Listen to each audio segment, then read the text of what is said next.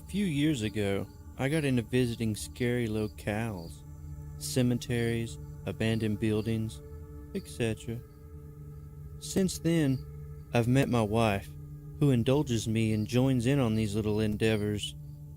We exhausted all the potentially spooky places around the city we live in and its surrounding areas. Then, after talking to people with similar interests, we decided to take a mini road trip with the sole intention of visiting a specific place. It's located in the state west of ours, about 10 hours from our home. The name of this place is Babyland. If you think that sounds like A, a place to buy things for a newborn, B, a themed restaurant for little kids, C, a daycare, or D, a place where gross atrocities are committed against children, you're not alone. I didn't think it sounded particularly creepy, but I was kind of off-put when the people we heard about it from were extremely reluctant to divulge any information about it, much less tell us where it was. After a few weeks of poking and prodding, and ultimately begging, we got one of the people to give us directions. We looked up Babyland online and found nothing related to the supposedly creepy location to which we were headed.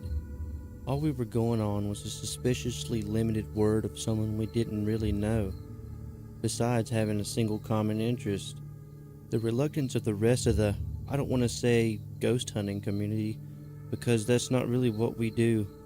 I guess I'll just call it thrill-seeking community, admittedly made both me and Kimmy that much more interested. We timed our drive so we'd arrive at the destination around 10 p.m. It was located on an unmarked dirt road about 20 miles outside the nearest town. When we asked how we'd know we'd found the place, we were told we'd have no doubt about it. Trees began getting dense the further down the dirt road we went, and eventually we couldn't see the moon or the stars anymore. Shortly after that, a previously non-existent fog became so thick that I couldn't see more than 3 or 4 feet in front of the car. Somehow, I knew as soon as that fog thickened to the point of near zero visibility that we were in the right place. I looked at Kimmy in what seemed like a movie-esque moment. She simply nodded her head in silent agreement. My wife and I got our flashlights and proceeded down the road on foot. We didn't make it more than 10 feet before our first glimpse into why this area was referred to as Babyland presented itself. The fog was so thick that even with the flashlight, I walked right into it. A baby stroller was standing upright in the middle of the road.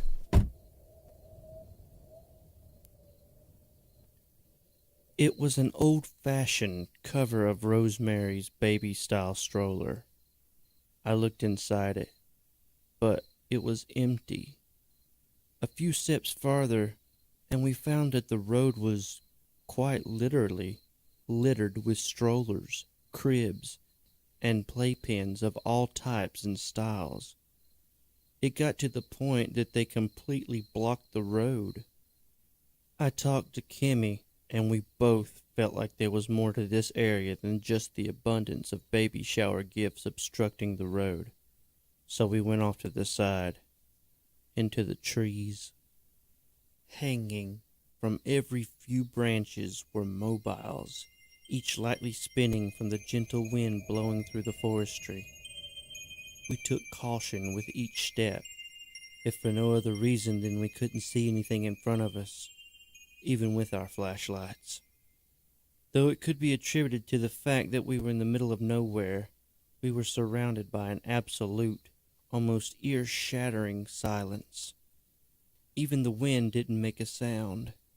This silence was broken by a deafening howl that we both screamed at, as it was a noise we immediately recognized. It was the sound of a baby crying. It took me a moment to register what had happened, but when I did, I was considerably less frightened. I'd stepped on a baby doll. Kimmy and I both offered one another an uncomfortable laugh and kept going. We found the floor of the woods to be lousy with both intact dolls as well as scattered limbs of different dolls. Shining our lights towards the branches above us revealed dolls perched on branches, many of which had no eyes, stationed like observant owls. It's a difficult feeling to describe, but the fact that they were eyeless made it feel like they were watching us more intently than they would have been if they had them.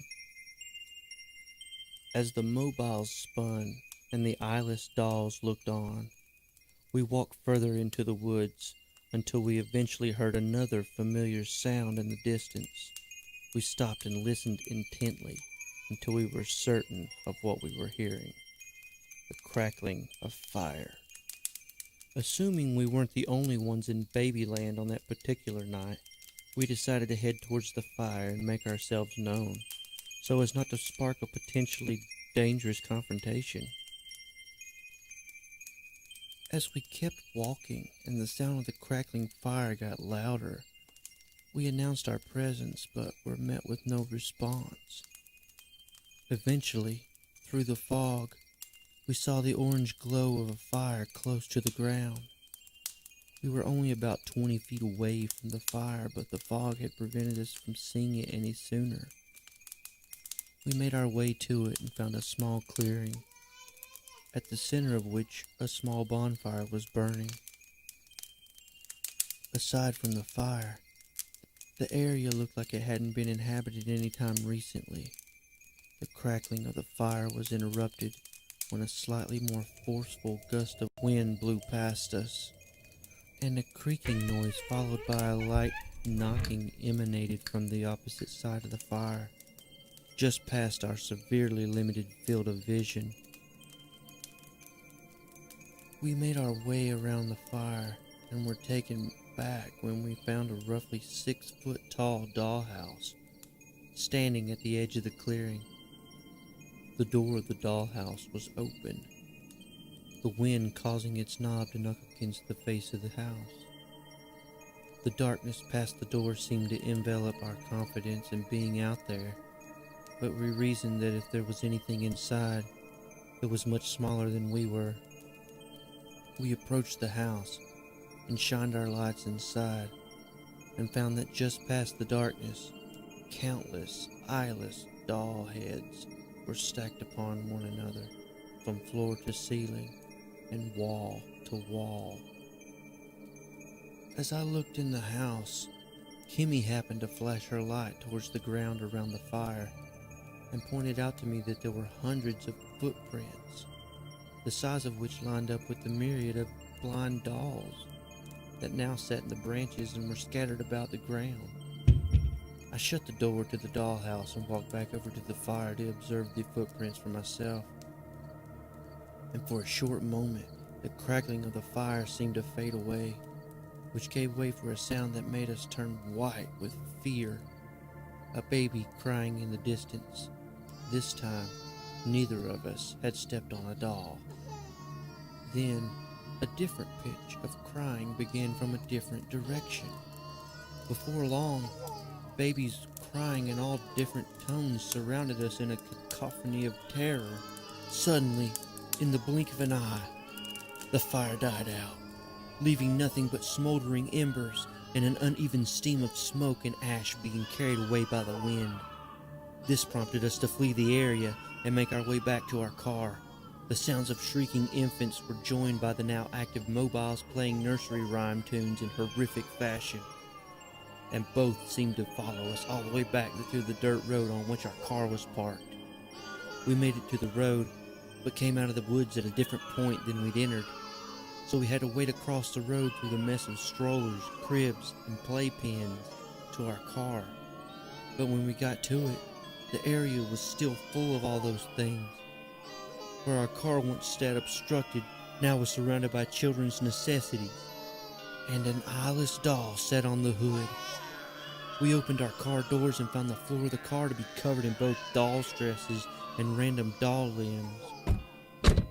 Without taking the time to clean out the car, we got in and knocked the vehicle in reverse, blasting through cribs, strollers, and playpens. Once I had the room, I turned the car around and we sped out of there like our lives depended on it. Before long, the fog had cleared up and the road was unobstructed. We had only been in Babyland for about 15 minutes, but the experience took more than 15 minutes away from our lifespans. After stopping and getting all the doll paraphernalia out of the car, we drove through the night, back to the safety of our home. I know now why no one wanted to tell us about Babyland. It's because what happens there can't be rightfully explained. And it's for that same reason I'm not going to give any definitive information on its location. Anyone who ever asks me, be it the no sleep community or otherwise, will never get any information regarding its whereabouts. I will never send anyone there, and I most certainly will never go back there myself. There's something very, very wrong about the place called Babyland.